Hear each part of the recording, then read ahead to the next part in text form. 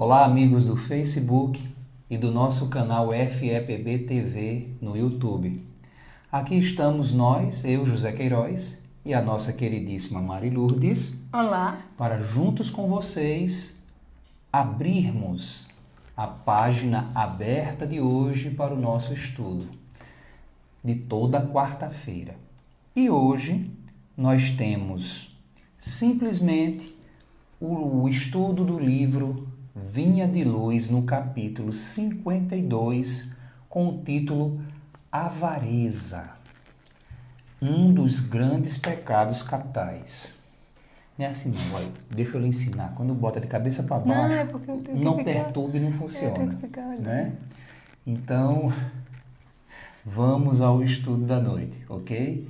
E aí, agora você vai, interferência tecnológica, mas sem necessidade, vamos embora. O que é que nós temos para hoje, afinal de contas, com o título Avareza? Qual é o ponto que Emmanuel vai tratar hoje? 52 é o capítulo de Vinha de Luz, né? Como Queiroz falou, que tem o título Avareza. E hoje está no Evangelho de Lucas, no capítulo 12, versículo 15. É bem preciso, é um trechinho bem pequeno, né? Chega um homem do povo, próximo a Jesus, e faz a seguinte pergunta: mestre. Aliás, ele não faz nenhum, ele faz uma indagação, ele quase que exige que Jesus tenha uma ação, né? Ele diz assim: Ou uma resposta. mestre, dize a meu irmão que reparta comigo a herança. Então ele quer que Jesus vá lá e diga ao irmão: olha, reparta com seu irmão a herança. Mas Jesus diz: homem, que me constitui a mim juiz ou partidor sobre vós outros? Né? Então, como assim você acha que eu sou um juiz sobre as pequenez de vocês? E aí, né, depois dessa resposta, para que o homem pudesse avaliar, ele fala, porque ele aproveita a situação para falar para um povo. E aí chega ao nosso versículo, como eu disse, é bem pequenininho, ou a passagem, né? E aí ele chega no versículo 15, que ele diz: acautelai-vos, ou seja, tenham cautela, e guardai-vos da avareza, porque a vida de cada um não consiste na abundância das coisas que possui. A vida de cada um não consiste na abundância das coisas que possui. E é nessa temática que Emmanuel vai trazer a reflexão para nós hoje, né? Desse entendimento, o que é que a gente compreende o que é avareza e o que é que Emmanuel vai desmiuçar na sua forma profunda de dialogar conosco através dessa coleção maravilhosa que é a Fonte Viva, e hoje com o livro Vinha de Luz, né, Queiroz? E aí ele começa dizendo: Pois é. E é interessante, a gente está no preceito, né, de Lucas, no capítulo 12, e Lucas também é quem narra. Só que também no capítulo 12, eu acho que é a continuação, que Emmanuel vai até o 15, né? Do 16 em diante é justamente a passagem daquele homem, né? Que foi dormir e amanheceu morto. Amontoando no celeiro. É porque eu me lembrei de uma frase, né? E acordou morto. Como é que acordou morto, pronto. Perfeito, chegou lá. Né? E ele só se preocupava em amontoar, só se preocupava em de fato, juntar coisas. E aí a gente vê uma coisa que eu digo aqui, principalmente no nosso Ocidente, né? Porque, lógico, a gente está vivendo mais aqui essa reencarnação, né? A gente não tem lembranças de outras terras, mas no Ocidente, principalmente, a gente vê a questão, né? A gente vê a questão como eu posso dizer, dessa atitude humana de dar uma referência muito mais ao material do que ao espiritual. Né? A gente faz uma troca muito inoportuna e não só inoportuna, como também colabora conosco para o nosso desgaste, para a nossa, sabe, a gente fica como que perdido. Eu acho que o melhor termo é isso. Porque quando eu me desvio da minha origem, dando um foco a um ambiente, a situações, a uma riqueza, entre aspas, que nem me pertence e desassociada, principalmente nesse sentido, desassociada de quem sou, né? Do plano original. Obviamente, qualquer tentativa, né, de buscar felicidade, buscar uma alternativa de uma vida, né, de um ganho, de uma felicidade, de uma tranquilidade, fora do pressuposto, do original, que seria o espiritual, obviamente a gente vai sentir consequências, seja ela qual for. A gente está desviado e hora ou outra a lei natural ela vai nos posicionar nesse erro, ela vai nos mostrar que de fato estamos no caminho que não devemos. E daí, né, tantos atropelos que a gente vai passando no dia a dia. A gente observa, né, no primeiro trecho aqui de Emmanuel, quando ele diz: fujamos à retenção de qualquer possibilidade sem espírito de serviço. Olha bem, Mariludes, como Emmanuel começa a trabalhar isso para o nosso entendimento, né? Exatamente. Quando a gente retém, seja o que for, sem um propósito de servir, aquilo vai se tornar o quê? Né? Então, Mas o importante não é o propósito, a retenção em tudo. Tudo que a gente inventar de reter está fora do contexto do que seria verdadeiro, do que seria oportuno. Nem o corpo eu consigo reter. Quando ela esvai, né, a perspectiva da programação que foi efetivada, o corpo fica. A gente tem que devolver aos elementos da natureza tudo que ele é composto. E aí a gente segue, mas a gente segue sem a posse do material.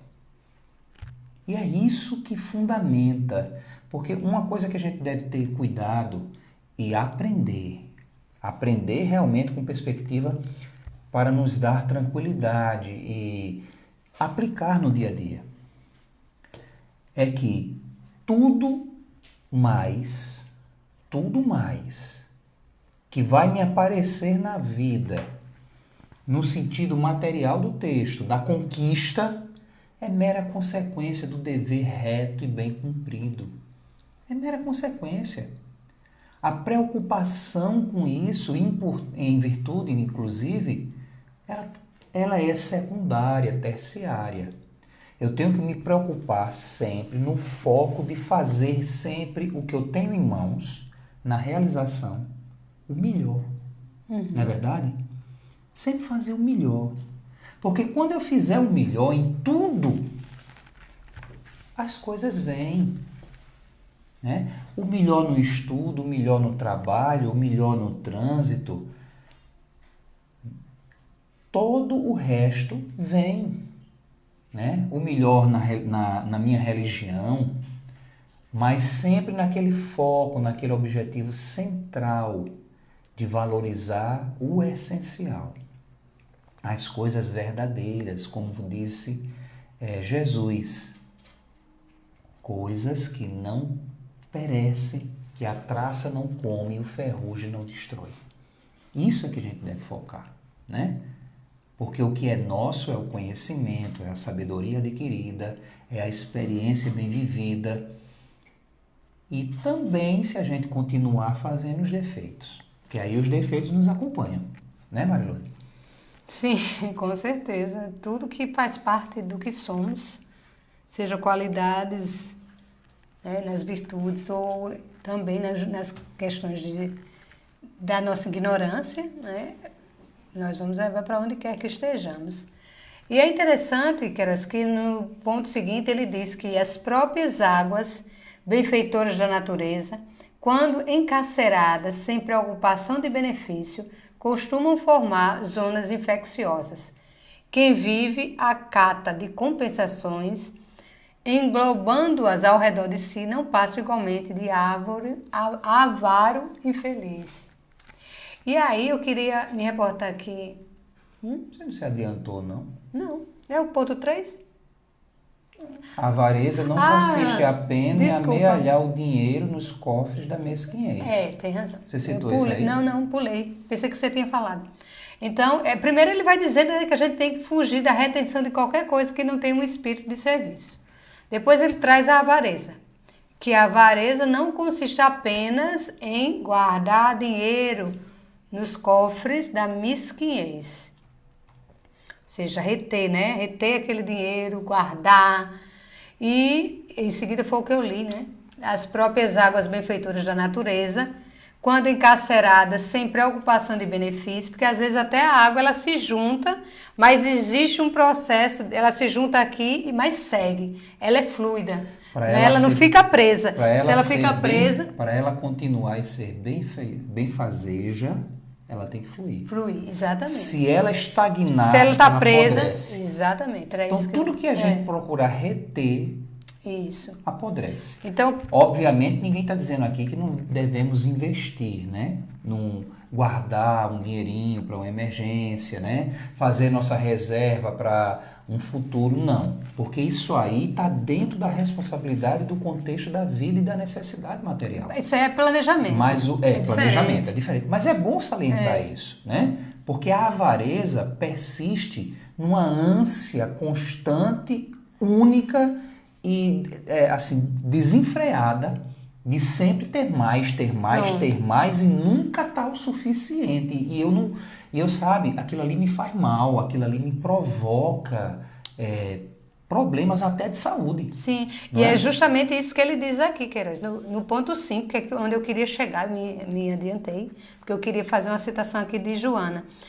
Quando no ponto 5 ele diz, toda a avareza é centralizada doentia. Centralização. Desculpe. É centralização doentia, preparando metas de sofrimento. E Joana, Metas de sofrimento. Presta atenção. É.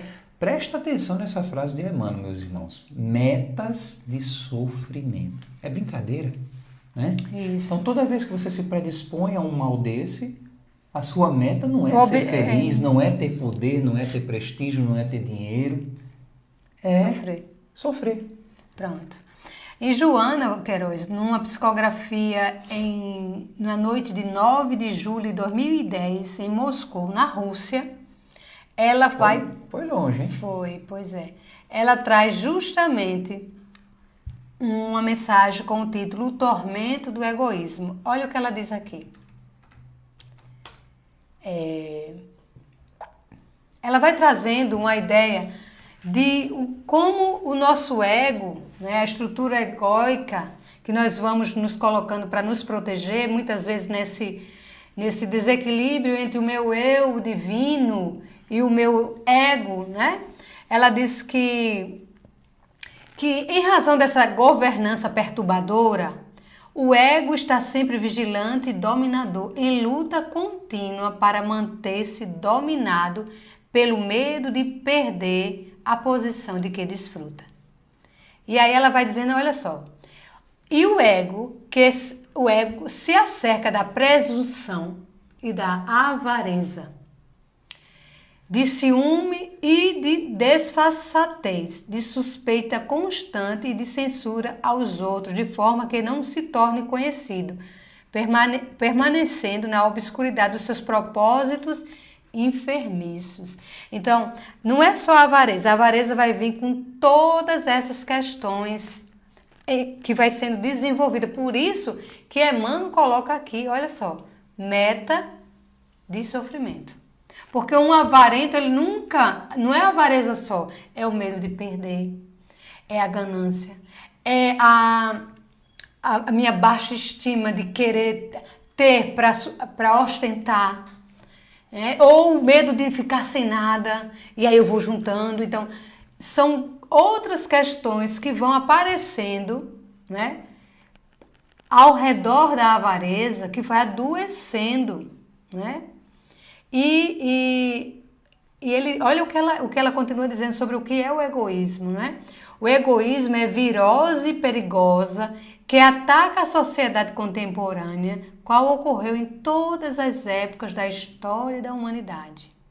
E aí a gente precisa entender qual é o antídoto do egoísmo que Emmanuel vai desmiuçar aqui no decorrer. Do egoísmo e da avareza. Do egoísmo que é a base da avareza, né? Como todas as coisas estão, que nos adoecem, elas são base do egoísmo, né? Então, o antídoto do egoísmo e, logicamente, dá para a avareza e para todas essas presunções que nós vamos nos desenvolvendo, infelizmente, equivocadamente pela nossa ignorância, Emmanuel vai nos dizer, e Joana, que a gente complementa depois, Queiroz, para a gente ir enriquecendo esse entendimento que a avareza, ela nada mais é do que uma falsa proteção do nosso ego, achando que se tivermos, quanto mais tivermos e guardarmos, estaremos seguros de alguma coisa. O avarento, ele tem muito medo. Sim, psicologicamente como falando, Joana né? disse, como Joana está medo. dizendo aí. O medo de perder. Perder o lugar, perder o destaque, perder as coisas. As pessoas. Tudo, medo de perder. Porque, como Emmanuel diz aqui, a avareza não consiste apenas em amealhar o dinheiro nos cofres da mesquinhez, né? O avarento, ele é um sofredor muito grande, porque para ele tudo está sendo cobiçado. Ele transforma sentimento em posse. Só que posse doentia, inclusive com as pessoas, né? E a gente tem que ter muito cuidado com isso. A gente, na Wikipédia, eu transpassei aí para vocês essa característica aqui, ó, que casa mais ou menos com o que a gente está buscando aqui. Uma pessoa avarenta, ela acha que tudo e todos querem seus valores materiais ou financeiros. Nada é verdadeiro. Tudo é interesse em suas posses. Olha bem. Tudo é interesse em suas posses. Ou seja, nenhuma amizade sincera, um caba que tem um sentimento desse, tem. Isso. Fica tranquilo. Com porque certeza. Ele acha que tudo está tá contra ele, querendo as coisas dele, tomar, né, as suas... É um sofrimento muito grande. E, Queiroz, Emmanuel, pela psicografia de Chico, traz uma outra mensagem no capítulo 5, falando sobre o dinheiro, e aí ele traz a avareza também. Aí ele diz, olha só, que ele coloca 2 tipos de avarento. O avarento de bens materiais é credor de reprovação, mas o avarento do amor é digno de lástima. Acho que colabora com isso aqui, com certeza. O primeiro, olha só. Transcrever. O primeiro se esconde num poço dourado. O segundo mergulha-se nas sombras do coração. Forte, né? Não é? Olha, aí ele continua, ele vai dando o exemplo dos dois. O sovina da fortuna amoedada retém pedras, metais e papéis, de valor convencional, que a vida substitui na provisão de recursos à comunidade. Mas o sovina da alma retém a fonte da felicidade e da paz, da esperança e do bom ânimo, que constitui alimento indispensável à própria vida. Imagina você amontoar tanta coisa dentro de você, reter uma fonte de vida pelo medo. E ele diz, ele não diz que é digno de pena. Olha, Emmanuel, ele é tão forte nas palavras, né? Digno de lástima. É muito forte, realmente. Né? Não é digno lastimável, de pena, né? De compaixão. digno de lástima. Então, a gente tem que ter muito cuidado, né, no que estamos, de fato, valorizando na vida. Repito, nem Emmanuel, nem Joana de Ângeli, nem o estudo aqui desenvolvido está pedindo, está dando a ideia para a gente ser irresponsáveis com os bens materiais. Com certeza. Ou desprezar os bens materiais. Porque se existe a riqueza no mundo, ela tem um propósito divino também. Mas é aquilo que a gente costuma dizer, né? Os bens, quanto e tanto a economia como um todo, existem para servir ao homem no seu propósito evolutivo. Mas, infelizmente, a gente vê um caminhar, e é por isso que a gente vê aí, problemas fortíssimos acontecendo em vários países, quando eu começo a desenvolver programas, inclusive leis, né?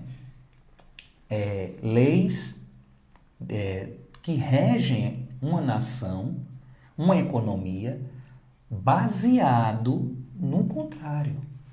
Como se não importa a vida alheia, não importa isso, aquilo, outro, a economia tem que estar bem. O homem, é como se invertessem, né? É como se o homem tivesse que servir o econômico, servir a riqueza e não o contrário. Isso. Aí chega um momento, meus irmãos, que ninguém aguenta. Então, explodem revoluções, explodem crises, como a que a gente está vendo aí em vários países, do Oriente ao Ocidente, né? Então, tudo é uma questão de equilibrar. Eu tenho a riqueza? Tenho. Ela vem como consequência de um trabalho bem feito, mas não é um trabalho voltado no egoísmo, né? Na avareza. Não, eu tenho que ter, não. É no zelo, é no cuidado, é no trato com o outro, é ter o cuidado da necessidade do outro. Não, se aquilo ali vai me beneficiar, mas vai prejudicar outros, eu não quero, não vale a pena. Eu tenho que arrumar um jeito, ir à casa para que essa economia, essa riqueza sirva a todos e a tudo, a todos e a tudo. Porque também a gente não pode, principalmente nos dias atuais, com o que a gente está vivenciando aí, com essas mudanças climáticas, né, problemáticas e destrutivas em virtude justamente dessa economia e desse esse disparato, né, do homem de ter e de consumir exageradamente, o que está levando até o planeta a um colapso. E a gente vê a própria espiritualidade falando que na Terra existem recursos para todos em absoluto, de forma atemporal. Todos do passado, todos do presente e todos que virão para o futuro. A Terra tem recursos suficientes para abastecer e dar boa vida a todos. Então, se eu estou me preocupando com escassez, se está acontecendo isso, aquilo, outro, observemos como anda os nossos hábitos individuais de consumo. Será que, de fato, tudo que eu compro, tudo que eu queira ter, né, é indispensável ao meu momento, à minha situação, ao meu conforto, à minha vida? Essa reflexão, ela é mais do que oportuna e necessária. Porque se a gente não acordar, né, do sono entrando em pesadelo de forma voluntária e oportuna, a gente vai ter que acordar de outra forma. Na marra, no caos, na dificuldade plantada. Porque o que a gente desenvolver, o que a gente plantar, a gente vai ter que colher obrigatoriamente. Então a gente tem que ter esse cuidado, né? Em tudo. E aí, Queiroz, ele continua dizendo, não basta saber pedir, nem basta a habilidade e a eficiência em conquistar. É preciso adquirir no clima do Cristo, espalhando os benefícios da posse temporária, para que a própria existência não constitua obstáculo à paz e à alegria dos outros. Então, olha só, a gente tem... Não basta ter habilidade ou ser eficiente em conquistar, é necessário entender o clima do Cristo. Qual é o clima? Espalhar os benefícios do que nós estamos tendo, servir. O clima do Cristo é servir, para que a própria existência não constitua obstáculo para a paz. Por isso que o Cristo dizia, eu vos deixo a minha paz, não a paz Eu do vos dou a minha mundo. Que é totalmente Né? diferente. Porque a paz do mundo é uma paz temporária, é uma paz baseada nos nossos ainda desejos pessoais. Em Mas conformismo, Isso. em estagnação, em preguiça até, né? Porque a paz verdadeira é essa construtiva, é essa que luta, é essa que, né? Isso. Desbrava, mas dentro dos objetivos, vamos falar assim, sacrossantos, tendo como base o ser e não o ter. Pois é. Tendo como base o espiritual e não o material. E aí ele continua. Aí ele adverte, né? Ele fala justamente que inúmeros homens atacados pelo vírus da avareza, muito ganharão em fortuna, né? Acontece, chega lá. Autoridade e inteligência. Mas apenas conseguirão, ao termo da experiência, a perversão, olha bem, a perversão dos que mais amavam e o ódio dos que lhes eram vizinhos. Olha que coisa boa, que construção maravilhosa. Com certeza, nós Né? não queremos, né? Porque você se fecha tanto nas questões materiais que você deixa de fora até os de casa, até o amor. O povo diz que tem que a coisa é tão séria nesse sentido material que o povo diz que acabou o dinheiro, acabou o amor. Você já ouviu isso alguma vez? Já. Muitas vezes eu já ouvi isso. Eu me lembrei até um personagem, acho que quem assistia em novela deve lembrar, Seu Nonô. Seu Nonô? Seu Nonô botava até uma corrente na geladeira para as pessoas não comerem, né? Ele nem se permitia, porque ele também não se Não usufruía, do que tinha, né? apodrecia as coisas e ele, né, com medo de perder. Era um personagem até cômico, mas mostrando pra gente Uma refletir, realidade, né? como muitas vezes nós fazemos isso. Porque quem é que não quer ser feliz? Quem é que não quer ser amado? Quem é que não quer ter tranquilidade? Quem é que não quer usufruir das riquezas? Tudo isso é possível com foco na responsabilidade, com foco no dever bem cumprido, no foco no espiritual. Porque, de fato, essenciando, né? Tornando isso essência de vida em mim, em vocês, obviamente, a gente vai ter a oportunidade, Mariluz, de fato sentir a experiência do gozo, a experiência, né, da tranquilidade, a experiência da perenidade, da paz. Tudo é conquista, né? Como Emmanuel diz aqui, se esse vírus, entre aspas, que Emmanuel fala, da avareza, nos atacar e a gente der alimento a ele, a gente também conquista. Mas a que preço? Essas conquistas nos chegam, né? Isso aqui é o mínimo que ele fala. A perversão dos que mais amamos e o ódio daqueles que nos avizinham. Isso é o mínimo.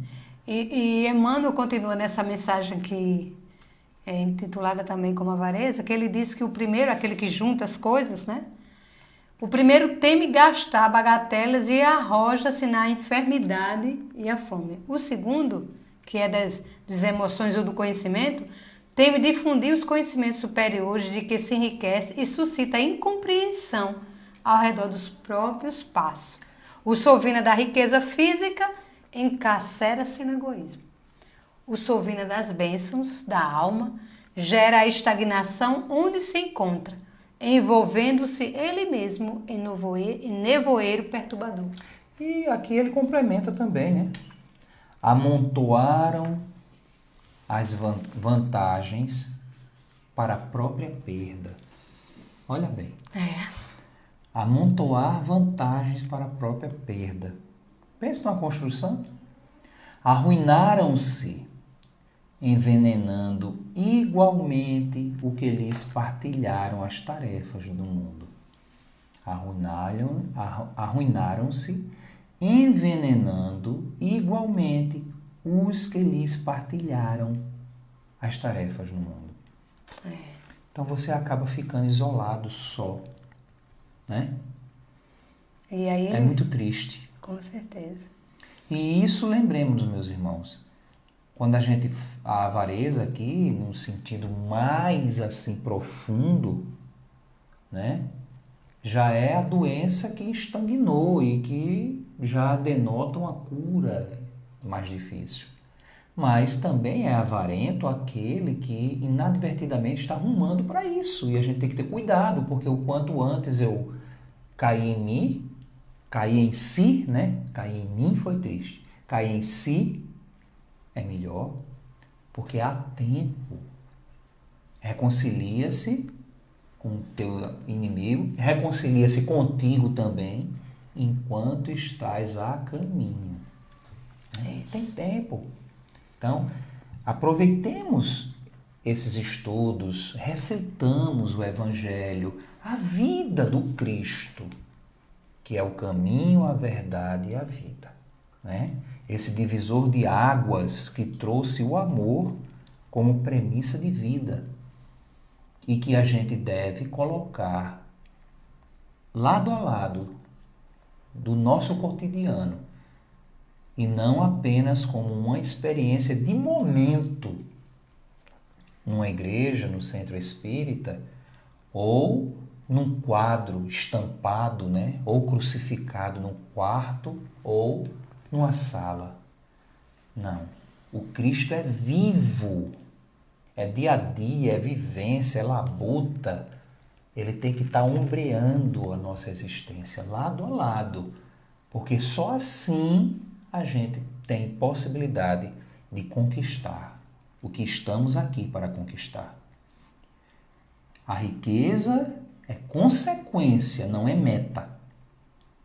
A gente tem que discernir isso. A meta é o meu progresso espiritual. Aí Emmanuel vai fechando, né? Recordemos a palavra do Divino Mestre, gravando-a no espírito. Diga aí, minha flor, o resto. A vida do homem não consiste na abundância daquilo que possui, mas na abundância dos benefícios que esparge e semeia, atendendo aos desígnios do Supremo Senhor. Maravilha.